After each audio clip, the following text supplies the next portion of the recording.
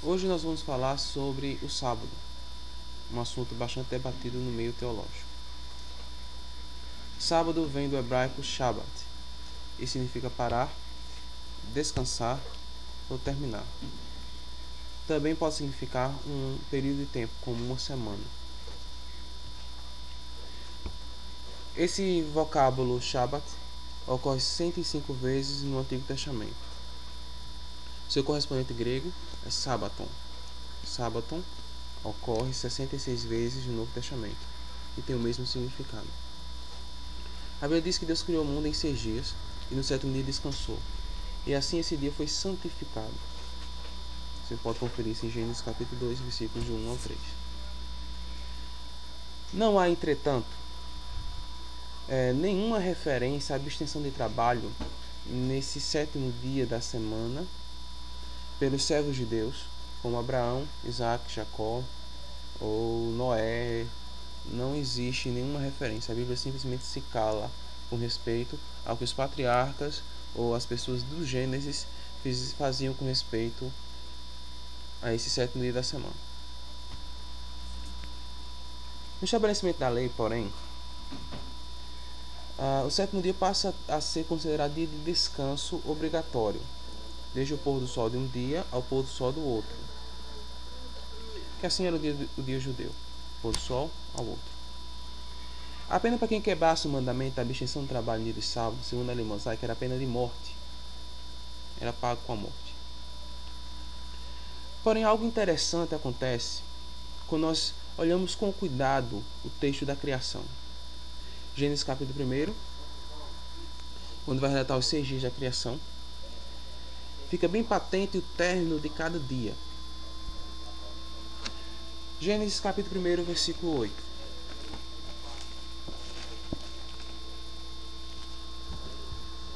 E chamou Deus ao firmamento dos céus, houve tarde e manhã, o 2º dia.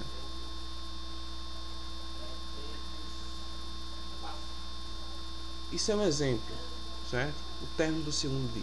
Mesma coisa dita com o término do 1º dia, do 3º, do 4º, do 5º e do 6º. Porém, o 7º dia é diferente. Não existe término. Não existe a expressão houve tarde e manhã o 7º dia. O 7º dia, ele não termina. Ele não termina. Ele é um dia eterno, porque Deus não cessou o seu descanso. A Bíblia fala do início desse dia, mas não fala do término. E nós podemos ver que a questão da santificação do sábado, no texto do Gênesis, tem um significado muito mais profundo do que a abstenção do trabalho em um dia semanal. Deus entra no seu descanso. Esse descanso não termina. O escritor aos Hebreus, ele citando o Salmo 95, ele faz referência à citação do salmista com respeito ao descanso de Deus, que Deus ainda descansa. Quando o salmista diz, não entrarão no meu descanso. Então, o escritor aos Hebreus, ele interpreta isso como Deus ainda descansando. O escritor aos Hebreus, no capítulo 3, do 7 ao 4 e o versículo 11, ele vai falar com respeito a esse descanso de Deus, esse descanso que é proposto para o seu povo, que esse descanso que o seu povo ainda não entrou e está para entrar nesse descanso. Então Deus descansa e resta-nos a esperança de entrar nesse descanso de Deus. Mas se nós quisermos irmos profundo, bem profundo no significado do sábado, nós devemos consultar aquele que é Senhor do sábado, o intérprete dos intérpretes.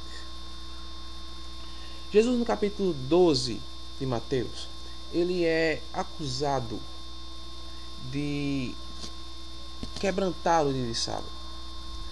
Os judeus, eles veem Jesus colhendo espigas com as mãos e vão acusá-lo de quebrantar o dia de sábado. Vamos ler o texto. Mateus capítulo 12, nós vamos ler até o versículo 14. 14 versículos. Por aquele tempo, em dia de sábado, passou Jesus pelas searas. Ora, estando seus discípulos com fome, entraram a colher espigas e a comer. Os fariseus, porém, vendo isso, disseram-lhe: Eis que os teus discípulos fazem o que não é lícito fazer em dia de sábado. Mas Jesus lhes disse: Não lestes o que fez Davi, quando ele e seus companheiros tiveram fome? Como entrou na casa de Deus e comeram os pães da proposição, os quais não lhes era lícito comer, nem a ele, nem aos que com ele estavam, mas exclusivamente aos sacerdotes? Ou não lestes na lei que, aos sábados, os sacerdotes no templo violam o sábado e ficam sem culpa? Pois eu vos digo, aqui está quem é maior que o templo. Mas, se vós soubesseis o que significa misericórdia quero e não holocaustos, não teríeis condenado inocentes, porque o Filho do Homem é Senhor do sábado. Não tendo Jesus partido dali, entrou na sinagoga deles. Achava-se ali um homem que tinha uma das mãos ressequida. E eles, então, com o intuito de acusá-lo, perguntaram a Jesus: É lícito curar no sábado? Ao que lhes respondeu: Qual dentre vós será o homem que, tendo uma ovelha no sábado, esta cair numa cova, não fará todo o esforço tirando-a dali? Ora, quanto mais vale um homem que uma ovelha. Logo é lícito nos sábados fazer o bem. Então disse ao homem: Estende a mão. Estendendo-a, e ele ficou sã. E ela ficou sã, como a outra. Retirando-se, porém, os fariseus conspiravam contra ele sobre como lhe tirariam a vida. Então, esse texto vai falar sobre o significado do sábado. Os fariseus, eles tinham uma ideia totalmente técnica do sábado. Para eles não importava o motivo da obra. Se a lei dizia que nenhuma obra servil fareis, nenhuma obra servil eles faziam. Independente do significado ou do propósito dessa obra. Jesus, ele vai mais profundo. Jesus, ele vai mostrar o princípio por trás da lei. O princípio por trás da lei do sábado. Nós vemos 3 eventos aqui, 3 significados que Jesus dá ao sábado. Veja só que, primeiramente, realmente não era lícito passar a foice numa seara no dia de sábado para colher espigas, mas se permitia que colhesse as espigas suficientes com a mão, espigas suficientes, para que se alimentasse, se matasse a fome. Então Jesus, ele fez uma obra servil no dia de sábado para socorrer uma necessidade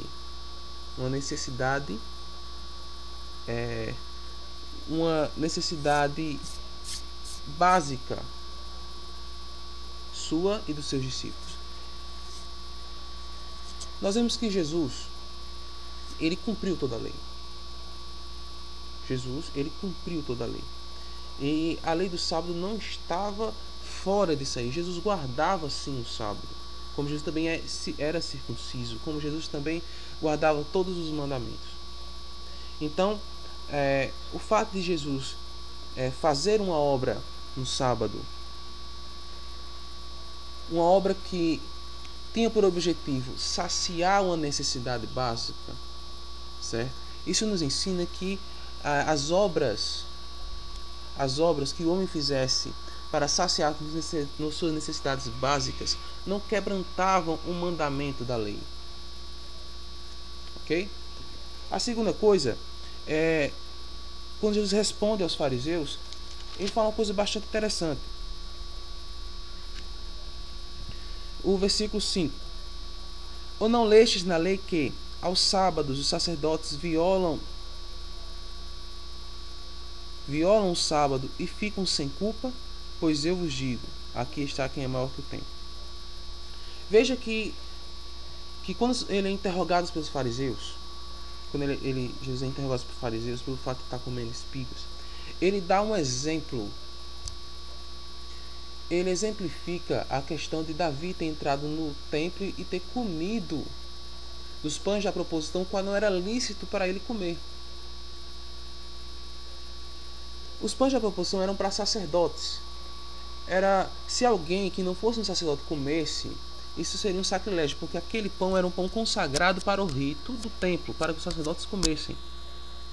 Porém, a vida de Davi, a necessidade básica de Davi era mais importante que uma lei cerimonial. E Jesus ele faz esse correspondente à questão da lei do sábado. Então a vida do ser humano é mais importante do que a lei cerimonial do sábado. E em seguida ele vai falar com respeito à segunda coisa que eu quero colocar aqui. Que ele fala que os sacerdotes, eles violam o sábado. Por quê? Porque nos dias da semana eram oferecidos pelo menos dois sacrifícios. Um no amanhecer e o outro no anoitecer. Eram dois sacrifícios. No raiar do sol e no pôr do sol. Porém, no dia de sábado, toda a lista de sacrifícios que se tinha durante a semana era duplicada. Então os sacerdotes eles trabalhavam em dobro. Então, Jesus quis mostrar que se você pegasse pela parte técnica da lei, os sacerdotes também estariam quebrantando a lei. Certo? Óbvio que Jesus não está falando que os sacerdotes eles de fato quebrantavam a lei. Certo? Eles não quebrantavam a lei de fato. Jesus quis mostrar a incoerência da interpretação que os fariseus davam com respeito ao mandamento do sábado. Ora, se nós devemos levar a parte técnica da lei, nenhuma obra civil fareis, então nenhuma obra civil fareis, então os sacerdotes também não deviam fazer a obra civil que fazem no dia de sábado, oferecer sacrifícios. Mas como o próprio Deus mandou e ordenou esse ritual de sacrifício, então esses sacrifícios não quebrantavam o sábado. Então o que nós podemos tirar disso aí? Nós devemos tirar que a obra que se faz para a glória de Deus não quebranta o sábado. O mandamento do sábado no Antigo Testamento. Os sacerdotes eles faziam isso por mandado do Senhor. Eles estavam fazendo para o serviço do Senhor. Então aquilo que se faz a serviço do Senhor, toda obra civil que se faz a serviço de Jeová, não quebranta a lei de sábado. Então nós vemos uma terceira coisa aqui, certo? A partir do versículo 9 vai falar de outra ocasião em que Jesus agora entra no templo e ele encontra um homem com a mão ressequida, uma mão mirrada. E os fariseus, para testar a Jesus, eles interrogam: e é lícito curar no dia de sábado? Jesus ele mostra com a incoerência novamente dos fariseus que eles, quando no dia de sábado uma ovelha caía no buraco, eles retiravam essa ovelha. Então eles intuitivamente eles já sabiam que aquilo não quebrantaria o sábado. E Jesus mostra que um homem vale mais do que uma ovelha.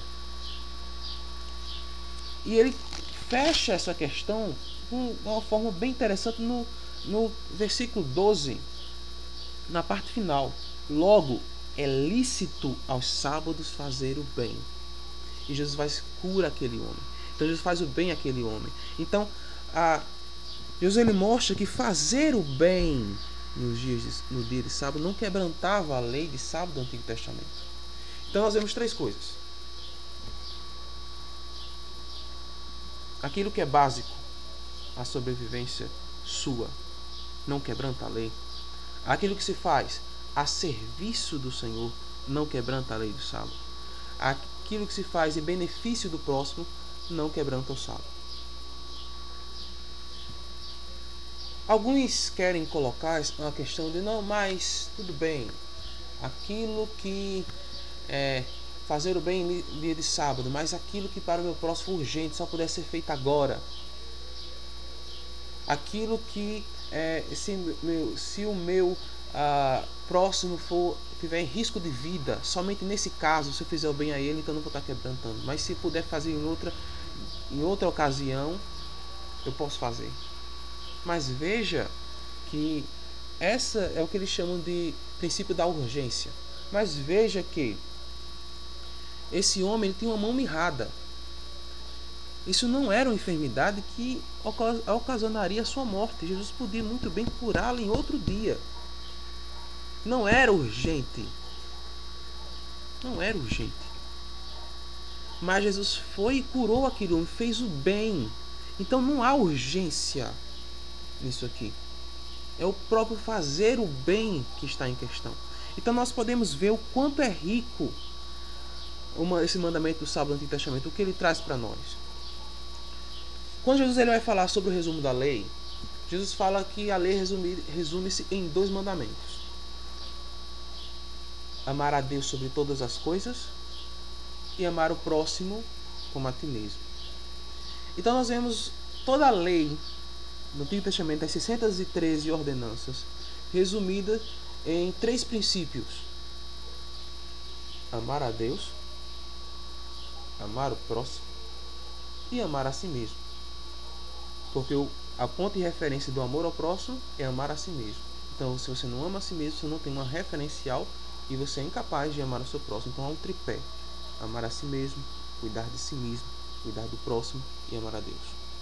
Então, o dia do sábado, o mandamento do sábado, ele é tão rico que ele traz em si a essência da lei.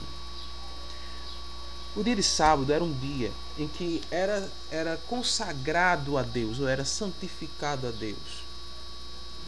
E nesse dia de sábado não era lícito fazer nenhuma obra que não fosse em benefício de suas necessidades básicas, em benefício de Deus e benefício do próximo.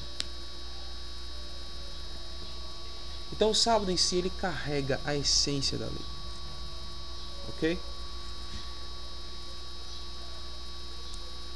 Agora, no Novo Testamento, nós vemos uma questão bem interessante, certo? Vamos ler aqui um texto.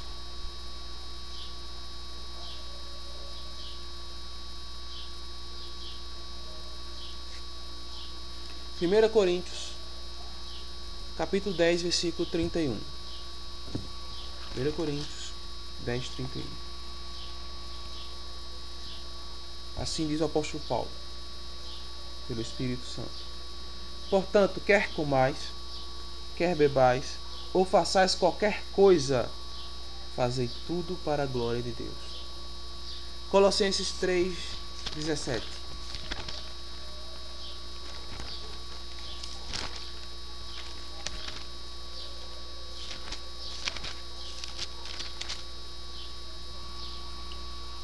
E tudo o que fizerdes, seja por palavra, seja por ação, fazei-o em nome do Senhor Jesus, dando a Ele graças a Deus Pai.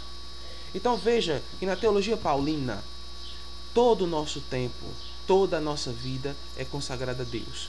Tudo que nós fazemos, certo? Tudo que nós pensamos, tudo que quando nós comemos, quando nós bebemos, quando nós acordamos, quando nós dormimos, tudo deve ser feito para o Senhor, em nome do Senhor.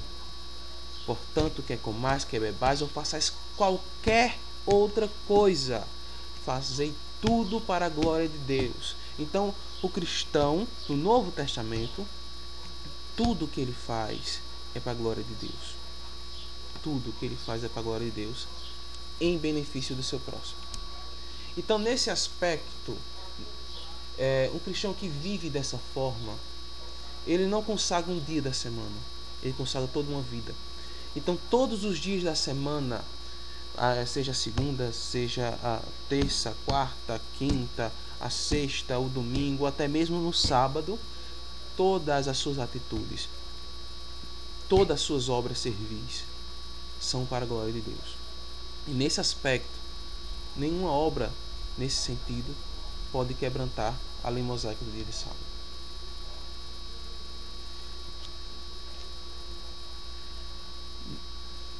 As coisas do Antigo Testamento, elas são sombras. Elas são sombras das coisas que haviam de vir. Então,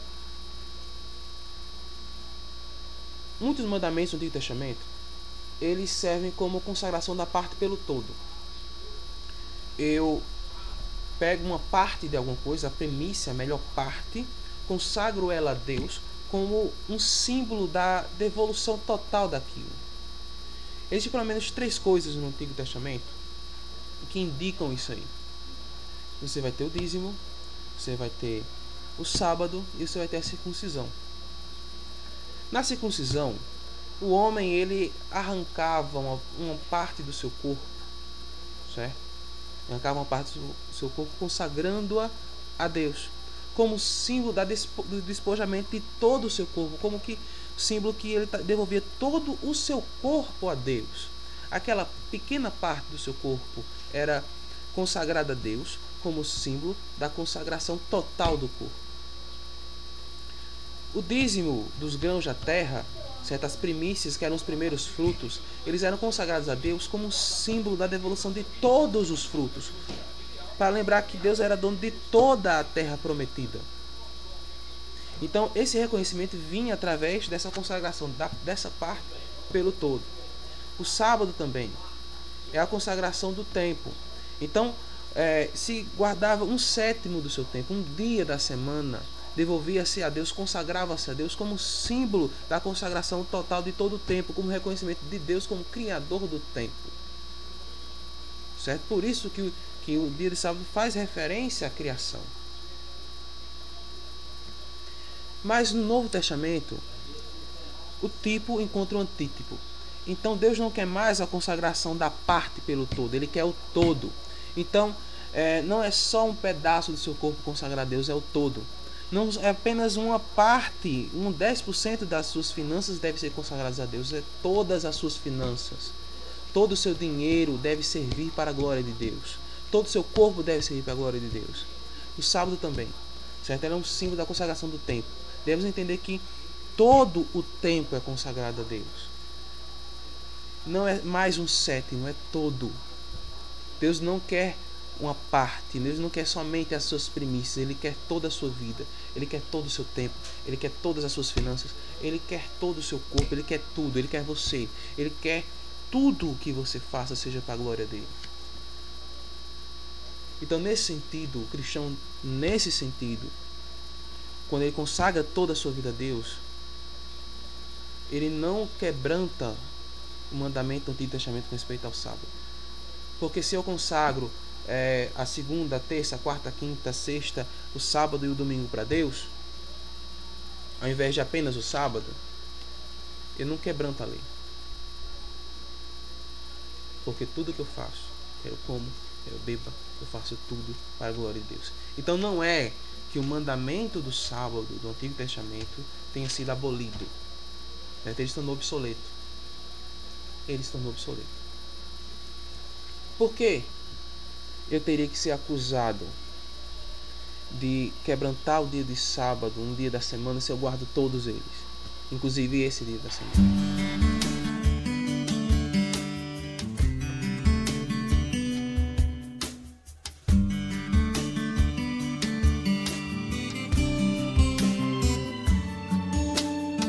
Que sejas meu universo, não quero dar-te só um pouco do meu tempo. Não quero dar-te um dia apenas da semana. Que sejas meu universo, não quero dar-te as palavras como gotas. Quero que saia um dilúvio de bênçãos da minha boca. Que sejas meu universo, que sejas tudo